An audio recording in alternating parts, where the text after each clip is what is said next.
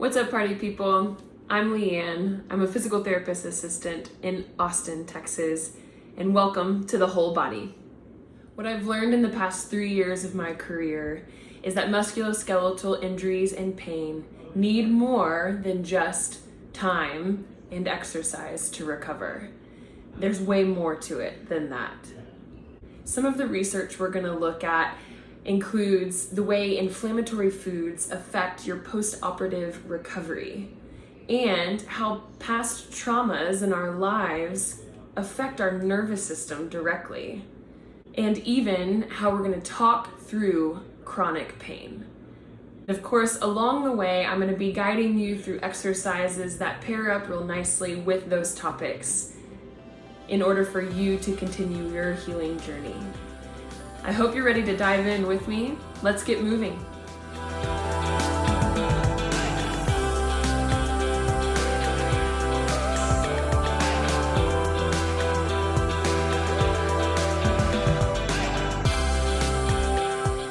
So in today's episode, we're going to touch base on low back pain. Now, this is a very common, very prevalent complaint here in the US in particular. About 50% of all outpatient patients are complaining of low back pain. So if this is you, I hope you feel some comfort in that number. But there's good news. The studies show if you choose PT early, the likeliness that you'll need other medical services for your low back pain are significantly lower. There's two types of low back pain I'm going to touch base on. One is an aching, dull pain that is localized in one area, but then there's also the radiating pain, more shooting pain that tends to travel elsewhere, typically down the legs or into the buttocks. Those are the two types of pain that I'm going to talk about for the low back.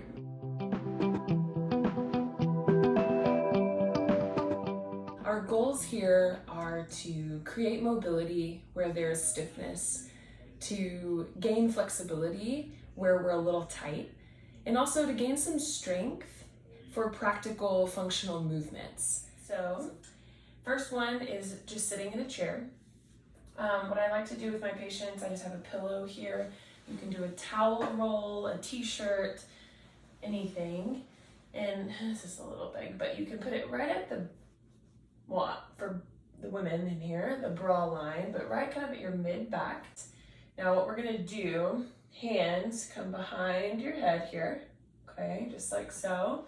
And what you're gonna do, your neck is nice and relaxed in your hands, and you're just gonna lean back against that pillow. So as if you're just trying to squish the pillow a little bit, not really hard, but you're just leaning back a little bit. And you'll notice that my nose is gonna start drawing a line upward, but I'm not forcing it with my neck, I'm just reaching back with my shoulders, really kind of over the pillow. You're trying to keep your hips nice and still, and also try to keep your belly button kind of anchored to your spine. And all I'm doing, I'm just gonna come back about as far as I can go, whatever feels good. Doesn't reproduce any pain here, it just feels like I'm moving. And then I'm gonna come right back. I'm not holding it, I'm simply just moving through the motion. Same idea, you want to keep your lumbar spine nice and still. So if that helps you to put something back here, you can put that pillow back here and you just hold that position so your lumbar spine's not twisting. But what you're going to do is I'm just going to kind of reach across here, and I'm going to use the back of the chair as well, and I'm trying to actively twist my chest, right, around here. And now where I feel that, I feel it right towards the rib cage area and the mid back, and that's where our thoracic spine is, so that's where I would expect you to feel something. And so I'm just I'm gently pushing against myself here, and I'm gonna give a little head twist here just to kind of finish off the spine a little bit, get a little bit of upper thoracic rotation. Breathing is key, and go to the other side. So you're just kind of working your way through the whole spine here. And you may notice some asymmetries where you maybe don't twist quite as far from one side to the next. That's okay, that just means you're human. So here is the cat cow. Now this is going to be again for flexion and extension of your spine, of both lumbar and thoracic spine. So hands are directly underneath your shoulders here. My knees are directly under my hips. So you want a nice good tabletop to start with. Okay. Now if I go into cow first, it feels very natural. Let my belly drop towards the floor. I'm kind of lifting my hips up towards the ceiling, as well as my shoulder blades are coming back and down, and my head is going to lift up a little bit. Now it's important with the neck, make sure you're not crunching back here. Try to keep the neck long. Think like you're reaching out a little bit as you pull it up towards the ceiling.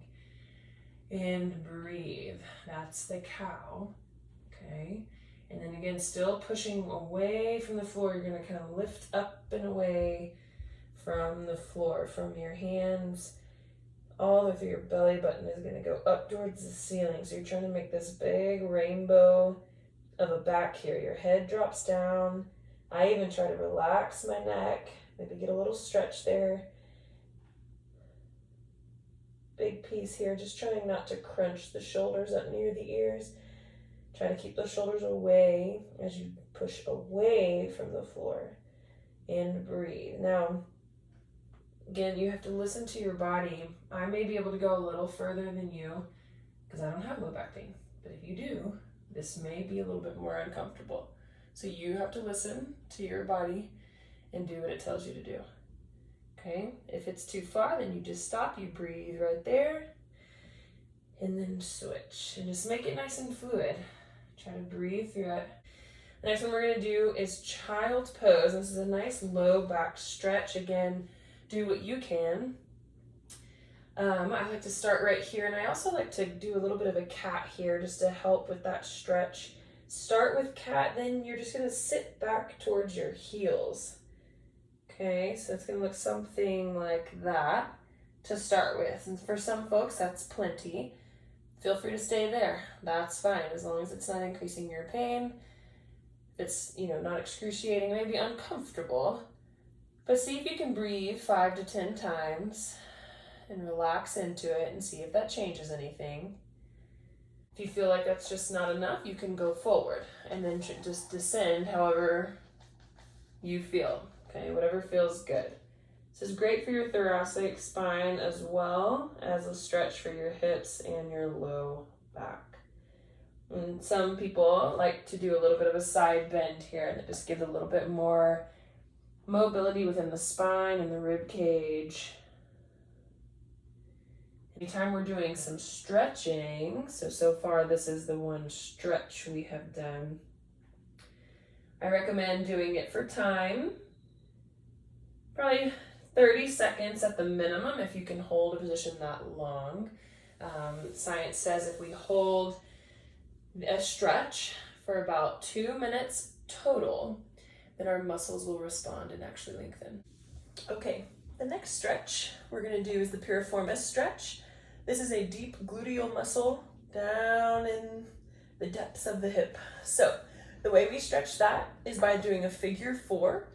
What we're going to do is cross one ankle over the other knee, and the 4 comes from what this leg shape makes.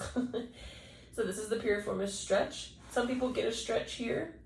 Now to stretch one part of the muscle, what you can do is do a little push here, okay, and you'll stretch one part of the muscle. The other way to stretch it is if you pull it. So you're going to grab with the opposite hand. So right now I have my right knee, left hand, and I'm going to reach up and across towards my left shoulder. So I'm getting this across the body pull here, diagonal pull. And what I'm trying to do here is keep my back down and just let the hip move. And that's it. And I feel that nice good pull deep in here. Okay, and that's stretching another part of the piriformis muscle. Yeah, Chief.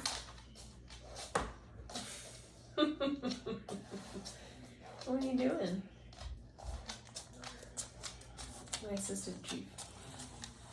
Want a deeper stretch, or you feel like that just doesn't do the trick, what we're going to do is thread the needle. So my hands are going to go around. So my right hand's going through. That's the thread, that's the needle. And my other hand is going to come up and around on this side. So I'm just going to grab lifting my mattress, grab my left leg, okay? And that makes this right leg, you see how it kind of pulls it in a little bit. And I get to control how much I want to pull. Now this is a really deep stretch. Feels really nice for me. I'm a little sore today. But this is another way to stretch your piriformis muscle. So what we're going to work on is stretching the iliopsoas muscle in this lunge position. So I have a towel here underneath my knee in order to help cushion my kneecap. I don't love when it is resting on this wood. So if you want, use a pillow, a towel, whatever is nice and soft to help the knee. I just have my left foot out in front right now, and what I'm going to do, I'm going to come out of the screen here, is I'm going to get up nice and tall to kind of set up. My first step here is belly button to spine. I want you to kind of see how my pelvis kind of rotates back and down. You can kind of see my backhand here go down towards the floor. That's a posterior pelvic tilt. Now what that does is it anchors the part of the iliopsoas muscle that attaches to my lumbar spine. If I let it go and then I just kind of lean into it, I'm really not getting a stretch of the iliopsoas muscle anymore. I'm actually more pulling on my spine. And for us with low back pain, that's not what we want to do. So get into the right position to anchor that muscle so that way we can stretch it appropriately. For me, I get a little bit of a stretch, and some people that might be just enough. So if that feels good right there, that's your stretch, and that's where you're holding it. But if you need a little bit more of a stretch, all you do, shoulders and hips stay together. Okay, you're just gonna lean forward, putting more weight on your front leg to get that nice, good stretch in the front. Okay, so and making sure that our hip doesn't open up at all. I'm not facing outward, facing that front leg, really trying to pull it in, keep it all together here. Okay, so there's that stretch. You also can add a little bit of a lift here if you need more. To go far for the hamstring stretch, which I like. That's why I like doing these together. So I'm just gonna stretch my left hamstring as I keep that knee down on the ground. My toe is gonna rock back towards my face here, okay? And my knee is nice and straight. And I want to make sure it stays straight, because if I bend it, we're losing the hamstrings here, okay? We're stretching more hip. So straighten that knee, keep the toe pulled back as best you can, and all you're doing is just nose goes straight towards the ground here. And I feel a nice good pull back in the back of my thigh here. Okay, so now what we're going to do is talk about the pelvic tilt. I like to teach these on the ground, so that way you get a really good feedback system from the floor or your bed or whatever platform you have. So right now I have a little bit of a space between my low back and the floor. That's because we have that natural curve in our lumbar spine. Totally normal. It's there for a reason. So what we're trying to do is we're just going to push that curve of the back into the ground. Okay, I'm going to put my hands right here. Maybe we can see it from there. Okay, so I have a little space right in here, and now I'm going to push down, and I'm just going to flatten that space. Okay, so now my back is just going towards the ground. Now, not everyone can touch the ground. That is totally fine, but the whole idea is to move towards the ground. I'm also not hunkering down like this, because I can still accomplish that goal doing it like this, but then I can't breathe. This is a deeper muscle deeper within the pelvis. When I engage that muscle, this little movement happens. Belly button to spine. You just feel a little tension on the front side, and you feel your low back kind of go backwards towards the floor. Now we're going to do some strengthening for our glutes. Okay, so our glutes are attached to our femurs and our pelvis, and they help with hip extension, which is the movement of the leg going back behind us. So you can think about walking, our leg has to go backwards, pushing backwards. So our glutes are very important. If our glutes are weak, then the muscles below and above tend to try to do that job. And they weren't meant to do that job, they were meant to assist, but not do it. We want to try to help isolate them. And the one way I like to teach this is starting with the pelvic tilt. Okay, so I like to anchor down here, making sure my lumbar spine and all the muscles on the backside, they're just doing their job of stabilizing the back. That's what they're meant to do. But that's it. And I want them to just know that. So I kind of anchor them down there. Now attention comes to the glutes. So after I've anchored here, and notice I can breathe, I'm going to kind of drive through my heels. My heels are going into the ground. I'm squeezing my glutes. I'm going to pinch the penny. Okay, think about pinching a penny with your glutes. And I'm coming up off of the ground. Now you do not have to go sky high.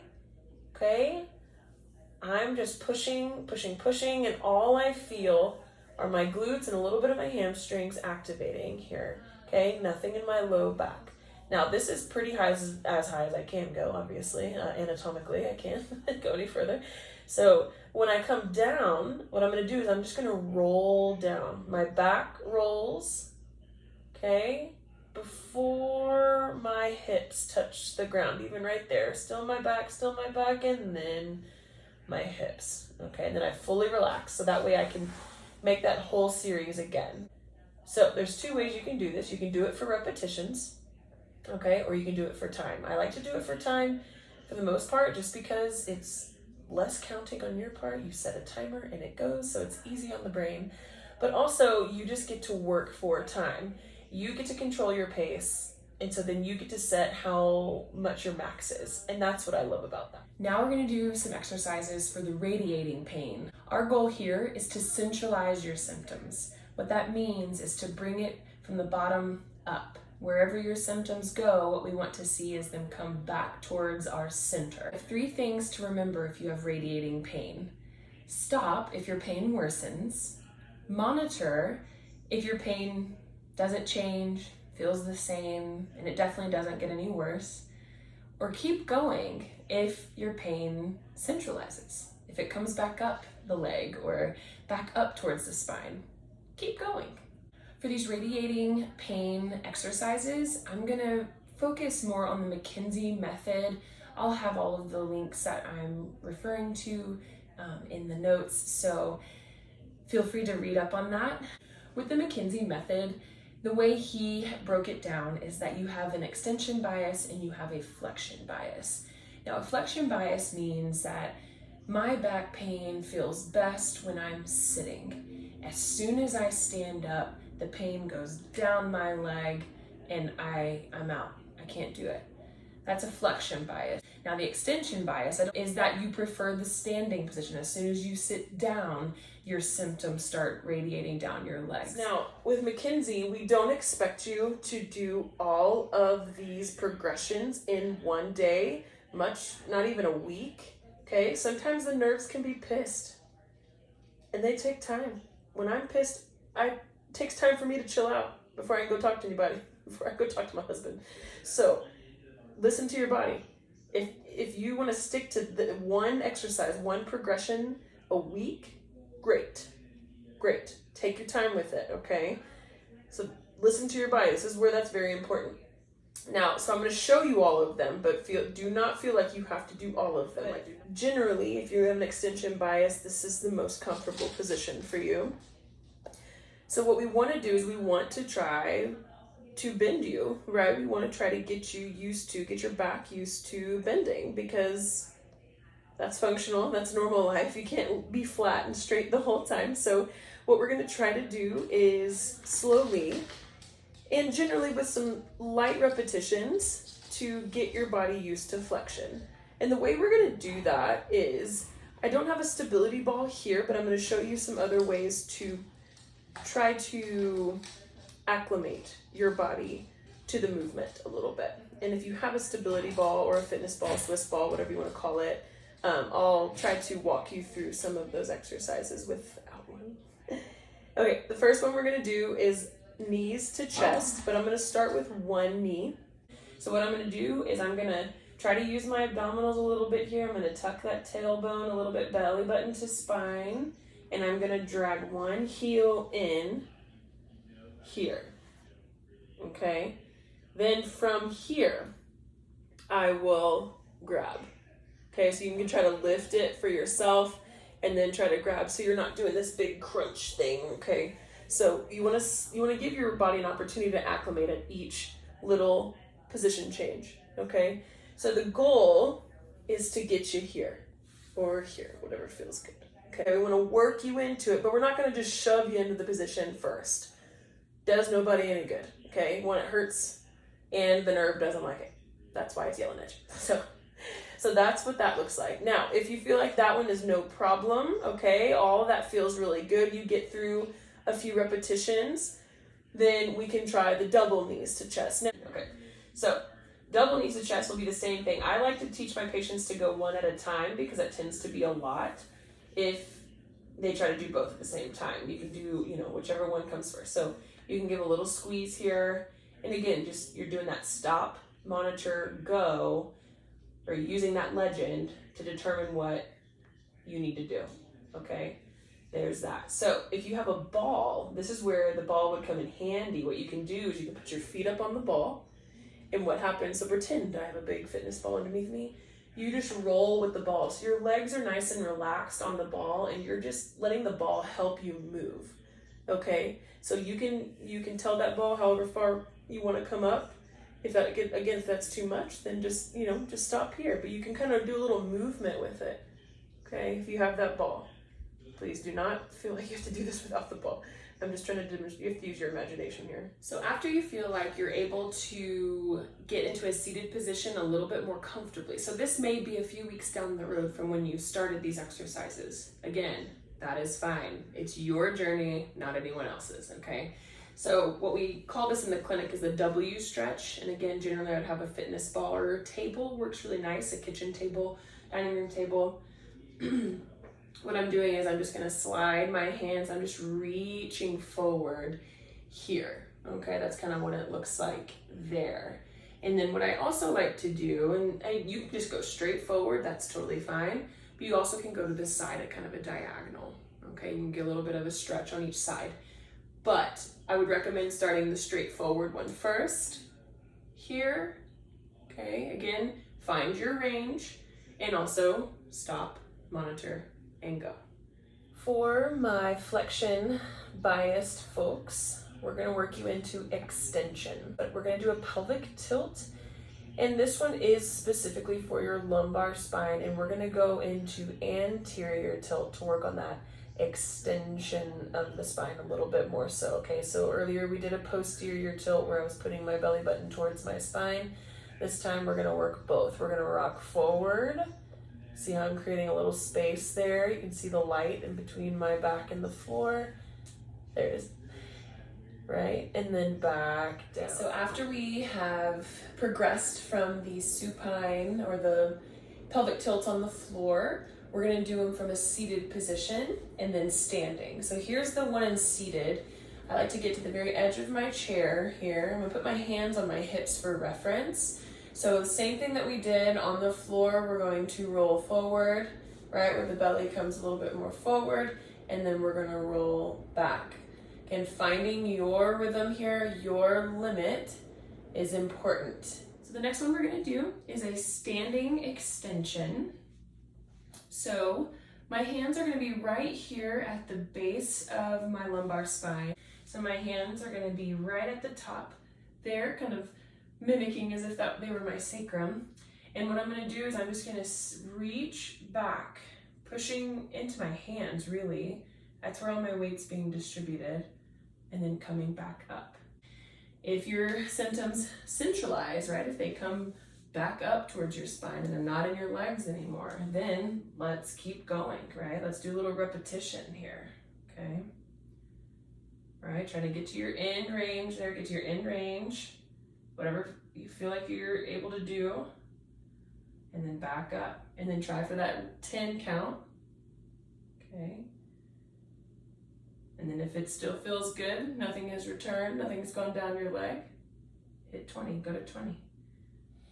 If you have a flexion bias, that means you don't love laying flat, either on your back or on your stomach. So maybe you've progressed past the pelvic tilts and you're able to stand a little bit better, or you're able to lay on your back a little bit better. What you can do is you come to your stomach. You find a position that you can tolerate, again, monitoring your symptoms. And then what you do, you just lie here for 2 minutes at least. And then after 2 minutes, if things start to get worse, then what do? We stop, right? The way I like to get out of these positions, I think some people have a hard time with these, is you want to do what you call a log roll. What that would look like is I'll pull my arm out front here, and then I'm going to use my leg back here, and I'm going to try to push and roll like a log, okay? And then you can come into here, a little fetal position, which, if you're a flexion bias patient, should feel pretty good, right? So you can come recover in this position, okay? But if you're able to, this, and again, you can work up towards this, okay? 2 to 5 minutes of just laying flat, okay? It's letting everything just acclimate, and relax, and breathe. So let's say a week goes by and you feel like you've gotten up to that 5-minute mark and you're able to do this with no increase in your pain's centralized and fantastic, okay? So we're gonna move on to a prone extension, okay? So what that looks like is, what I'm gonna do, I call it a cobra, right? If you do yoga, that's a cobra. So you're just gonna do a little baby, my palms are down, my elbows are down, a little baby extension here. I like to squeeze my glutes, that helps with the extension. And I'm just gonna bring my shoulders back up kind of towards off the ground and pushing my hips into the floor, okay? And so it's just a little baby cobra is what that would be called, okay? And again, you're looking for just repetitions, but you're looking to see what your body can tolerate, okay? So stop or monitor or go. What is your body telling you?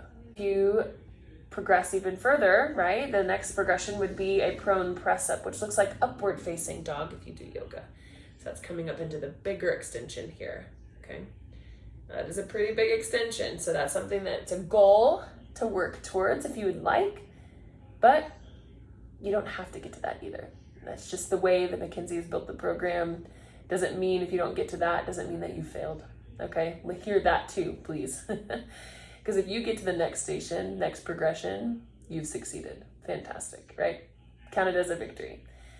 Well, thanks for tuning in with me today. I hope you liked what you saw. If you did, please give me a good thumbs up and subscribe to my channel, as well as leave comments or questions below. I'm happy to read those and answer any of those that come through.